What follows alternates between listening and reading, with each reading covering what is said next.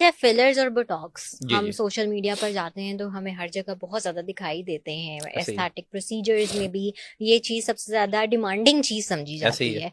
पहले तो मैं आपसे जानना चाहूंगी इन दोनों में फर्क क्या होता है, फिलर्स बिल्कुल, और बोटॉक्स में। ठीक है।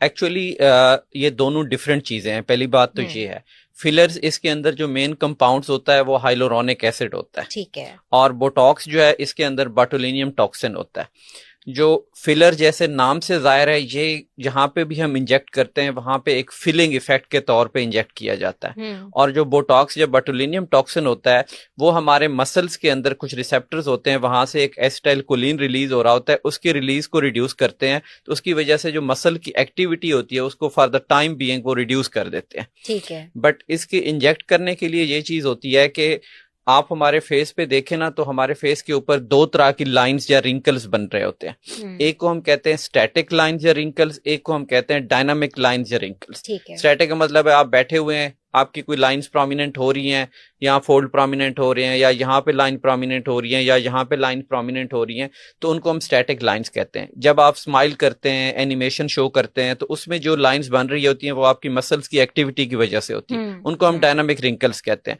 जो बोटॉक्स है that is the treatment for the dynamic wrinkles, ठीक है। नॉट ठीक फॉर है। द स्टैटिक लाइन या स्टैटिक रिंकल। जो फिलर्स है वो फिलिंग इफेक्ट देता है आपकी स्टैटिक लाइंस को, या कहीं पे आपका फेस के ऊपर वॉल्यूम लॉस हो गया है तो हम्म। उसके वॉल्यूम को रिस्टोर करने के लिए हम फिलर्स इंजेक्ट करते हैं। राइट, सो इन